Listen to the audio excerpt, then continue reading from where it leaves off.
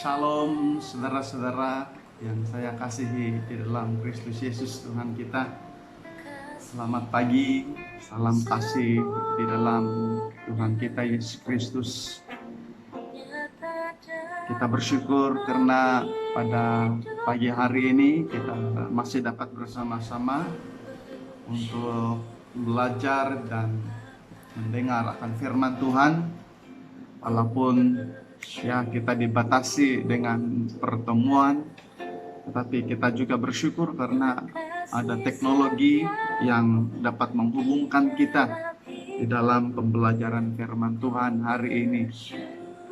Saya percaya bahwa dimanapun kita berada, kita dalam keadaan yang sehat, dalam keadaan yang shalom, dalam apa juga situasi seperti mana yang kita sedang hadapi, menjadi suatu perjuangan bagi kita sebagai umat Kristen, dan juga pada waktu yang sama sebagai rakyat Malaysia, kita terpanggil untuk bekerja sama dengan pihak kerajaan, khususnya untuk membendung masalah COVID-19 atau COVID-19 yang sedang melanda negara kita.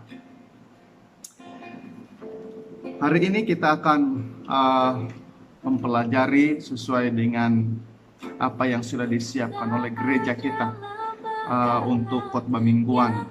Nah, biar kiranya melalui perkongsian yang sederhana ini kita akan dapat dibangun, kita akan dapat dikuatkan, dan seterusnya kita memiliki sukacita yang besar di dalam kasih Kristus.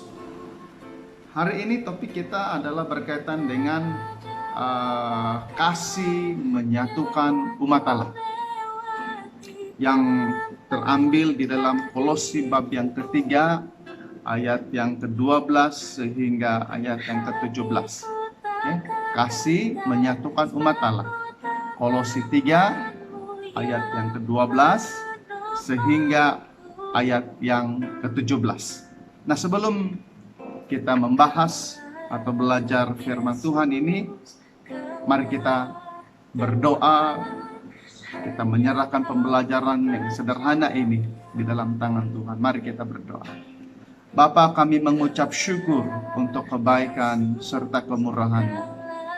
Di dalam kami menghadapi hari-hari kami yang sukar, Tuhan masih memberikan kami kesempatan untuk bersekutu bersama, walaupun kami berada di tempat kami masing-masing. Oleh karena situasi yang tidak mengizinkan kami untuk berkumpul sebagai suatu persekutuan di gereja, biar kiranya Tuhan melalui pembelajaran firman Tuhan, bahkan ibadah keluarga-keluarga yang sedang diadakan dan dijalankan di tempat masing-masing, rahmat, kasih, bahkan pertolongan Tuhan dinyatakan kepada kami, sehingga akan kami menikmatinya.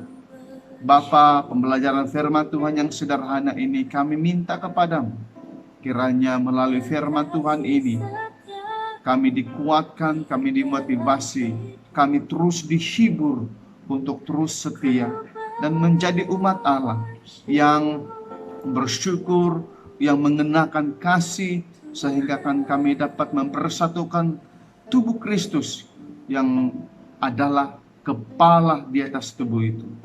Kami mengucap syukur ya Tuhan, yang sakit Tuhan sembuhkan, yang lemah Tuhan kuatkan, yang berbeban berat Tuhan Engkau memberikan kelegaan.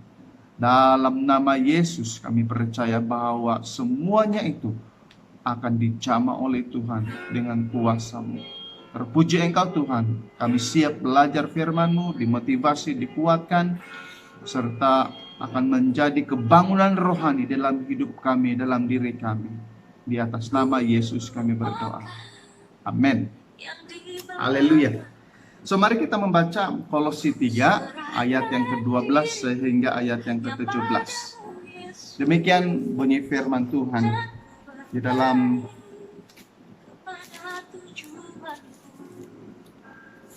Kolose bab yang ketiga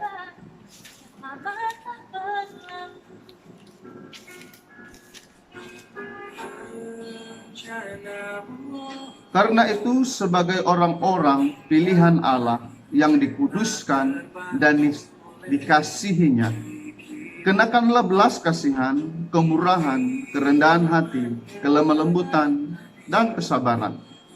Sabarlah kamu seorang terhadap yang lain, dan ampunilah seorang akan yang lain. Apabila yang seorang menaruh dendam terhadap yang lain, sama seperti Tuhan telah mengampuni kamu, kamu perbuat jugalah demikian. Dan di atas semuanya itu, kenakanlah kasih sebagai pengikat yang mempersatukan dan menyempurnakan. Hendaklah damai sejahtera Kristus memerintah dalam hatimu, karena untuk itulah kamu telah dipanggil menjadi satu tubuh. Dan bersyukurlah. Hendaklah perkataan Kristus diam dalam segala kekayaan di antara kamu, sehingga kamu dengan segala hikmat mengajar dan menegur seorang yang lain, dan sambil menyanyikan mazmur dan puji-pujian dan nyanyian rohani, kamu mengucap syukur kepada Allah di dalam hatimu. Dan segala sesuatu yang kamu lakukan dengan perkataan atau perbuatan, lakukanlah semuanya itu dalam nama Tuhan Yesus, sambil mengucap syukur oleh Dia kepada Allah Bapa kita. Nah, di dalam bagian firman Tuhan ini menyatakan bahwa kita adalah orang pilihan Allah. Kita adalah orang pilihan Allah. Nah, di dalam kepemilihan Allah itu kepada kita ada dua perkara yang sangat penting yang kita perlu perhatikan di dalam pembelajaran firman Tuhan kita hari ini, yaitu bahwa kita ini dikuduskan dan juga dikasihinya. Nah, sebagai umat Allah, kita pertama dikuduskan, yang kedua dikasihinya. Mengapa kita dikuduskan sebagai umat Allah atau sebagai pilihan Allah? Supaya kita layak di hadapan Allah, karena Dia adalah yang kudus. Oleh sebab itu, kalau kita masuk di dalam kerajaannya, memiliki Allah, kita perlu hidup di dalam kekudusan itu. Nah, bagaimana? Itu hanya dapat dilakukan oleh Allah melalui kepemilikannya, yaitu kita dikuduskan oleh Allah. Karena melalui kekudusan yang diberikan oleh Allah kepada kita, maka kita layak menjadi orang-orang pilihan Allah. Yang kedua adalah dikasihinya. Mengapa kita perlu dikasihi oleh Allah? Ini sangat penting. Oleh karena yang pertama sekali, kita tidak mampu menyelamatkan diri kita sendiri. Oleh sebab itu, kita perlu belas kasihan Allah untuk supaya kita menjadi milik Allah. Kita tidak ada satu sertifikat, tidak ada satu sijil yang membolehkan kita supaya layak dipilih oleh Allah. Tetapi Allah yang penuh cinta kasih memperlayakan kita di dalam Yesus Kristus, di dalam kematiannya, melalui kematiannya, sehingga kan kita menjadi orang-orang pilihan Allah. Yang ketiga adalah, sebab ini adalah merupakan sifat kepribadian Allah sendiri. Oke? Jadi oleh karena Allah ini penuh cinta kasih, lalu kita dikasihi oleh Allah, karena itu sifatnya. Nah, itu kita boleh lihat di dalam ayat yang ke-12. Kemudian kita melihat beberapa hal yang penting. Sebagai orang-orang pilihan Allah ini, kita perlu mengenakan atau memiliki 6 sikap sebagai umat Allah. Sifat-sifat itu terkandung di dalam ayat yang ke-12 sehingga ayat yang ke-13, yaitu yang pertama, belas kasihan, kemurahan hati atau baik hati, kerendahan hati, kelemah lembutan, kesabaran, dan pengampunan. Jadi 6 sifat ini atau 6 sikap ini sangat penting kepada kita untuk sebagai suatu umat Allah yang dipersatukan. Oke? Yang pertama, belas kasihan. Sebagai satu umat, kita perlu berbelas kasihan, bukan hanya di antara kita, tetapi juga dengan orang lain. Yang kedua, kita perlu murah hati. Kenapa kita perlu bermurah hati?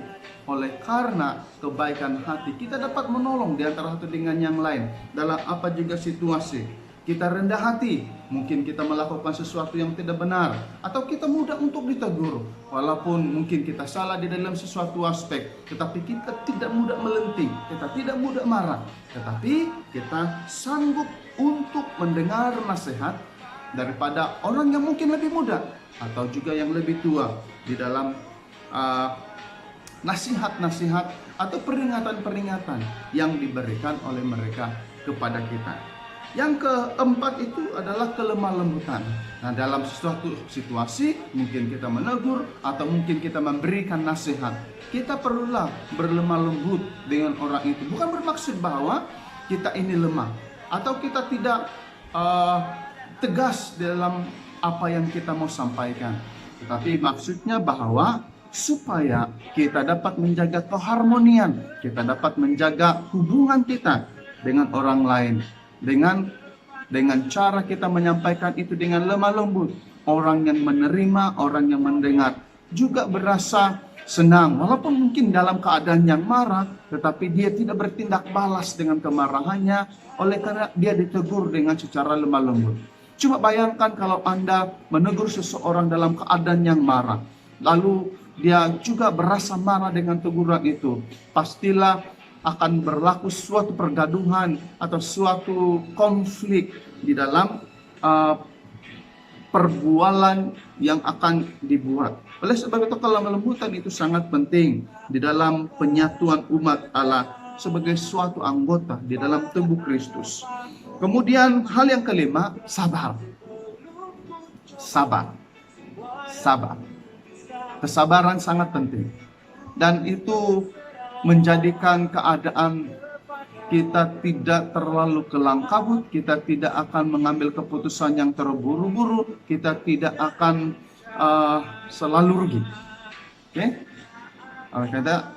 Kalau kita sabar melakukan sesuatu, kita sabar menanti sesuatu, kita sabar kepada orang lain, kita dapat menyelamatkan banyak perkara, kita dapat menyelesaikan beberapa perkara yang penting.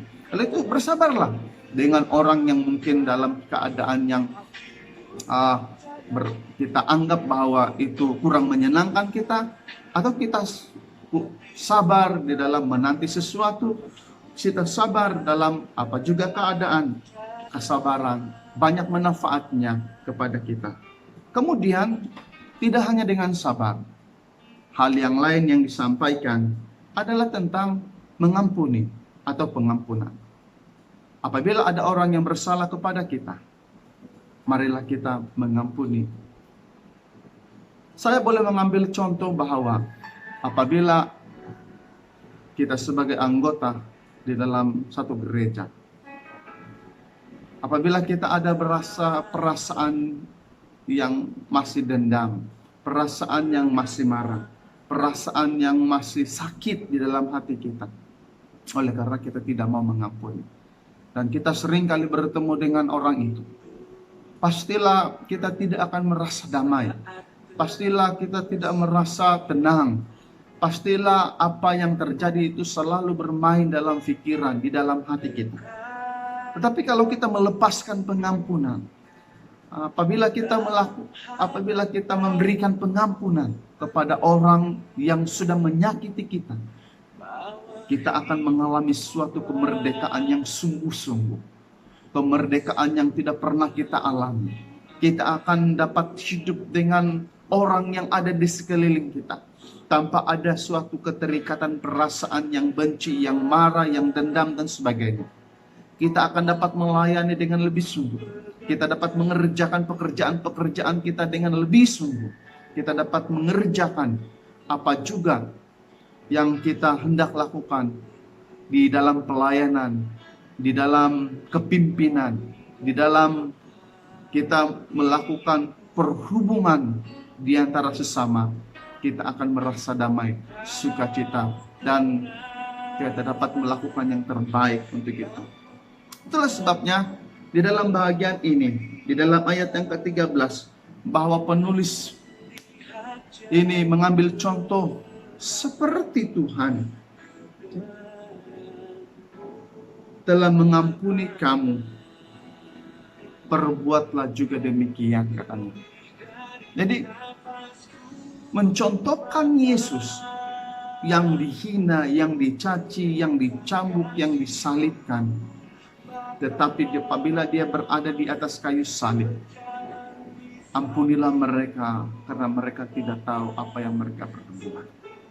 Coba bayangkan bagaimana Yesus dalam keadaan yang berada di atas kayu salib dapat mengambil dan melepaskan pengampunan untuk orang-orang yang telah menganiaya, orang-orang yang telah memfitnah, orang-orang yang membenci pelayanannya, yang membenci apa yang dilakukannya, apa yang sedang diperbuatnya. Bagaimana dengan itu? Saya mengharapkan, saya mendorong supaya kita dapat melepaskan pengampunan seperti mana Yesus mengampuni orang yang bersalah kepadanya. Demikian jugalah kita. Marilah kita saling mengampuni. Ini untuk menjaga keharmonian jemaat, untuk menjaga keharmonian persekutuan kita, untuk menjaga keharmonian rumah tangga kita, untuk menjaga keharmonian masyarakat kita, untuk menjaga keharmonian orang-orang dalam lingkungan kita. Ini sangat penting. Kalau kita dapat melepaskan pengampunan, kita akan mengalami suatu hidup yang baru, suasana yang baru, perhubungan yang baru. Kita akan mengalaminya. Nah, di dalam ayat yang ke-14, tidak hanya di situ. Tidak hanya cukup 6 perkara, yaitu berbelas kasihan, kita murah hati atau baik hati, kita rendah hati, kita lemah lembut, kita sabar, kita mau mengampuni. Satu hal yang sangat penting di dalam ke-6 itu adalah kita perlu mengenakan kasih di dalamnya. Apa fungsi kasih? Sesuai dengan firman Tuhan, bahwa kasih ini berfungsi sebagai pengikat dan juga menyempurnakan 6 hal yang saya sebutkan tadi. Ya, dia akan mengikat ke-6 ini menjadi satu bahagian dalam diri kita yang utuh, yang kuat, dan juga ini disempurnakan. Hanya dapat dilakukan dengan kasih. Apabila kita memiliki kasih, kita akan berbelas kasihan. Kalau kita memiliki kasih, kita pasti akan murah hati atau baik hati. Kalau kita memiliki kasih, kita pasti akan ada kerendahan hati. Kalau kita memiliki kasih, karena kita akan lemah lembut dalam apa juga perkara. Dan apabila kita memiliki kasih, kita pasti akan panjang sabar. Kalau kita memiliki kasih, kita pasti akan melepaskan pengampunan untuk orang lain. Nah, kasih sangat penting, mengikat dan juga mempersatukan 6 perkara atau 6 sikap yang perlu ada pada kita sebagai orang-orang pilihan Allah. Nah, seterusnya di dalam ayat yang ke-15 dan ayat yang ke-16, kita dapat melihat di sana sebagai umat Allah yang hidup,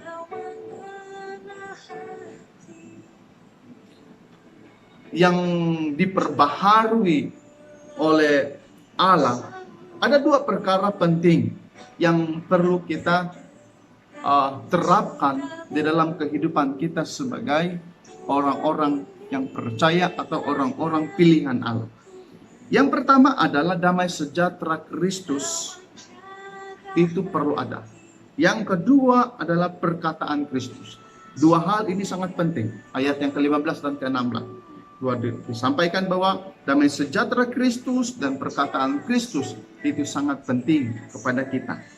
Nah, damai sejahtera Kristus itu biarlah itu memerintah dalam hati kita. Oke? Jadi apapun yang kita perbuat, apapun yang kita perkatakan, apapun yang kita lakukan, apabila damai sejahtera Kristus itu yang memerintah dalam hati kita, kita dapat bersyukur kepada Allah. Kita dapat melakukan itu bukan dengan beban, tetapi kita dapat melakukan itu dengan penuh nikmat dan cinta kasih daripada Allah sendiri. Yang kedua, perkataan Kristus. Perkataan Kristus ini sangat penting. Oke? Karena perkataan Kristus itu akan memperkayakan, memperkayakan hidup kita.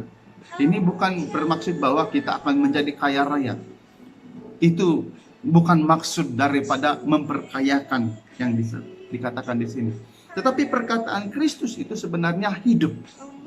Dalam apa juga situasi, dia akan memberikan pengajaran-pengajaran, memberikan motivasi, memberikan kekuatan, memberikan jawaban, memberikan dorongan kepada kita. Itu maksudnya buat perkataan Kristus.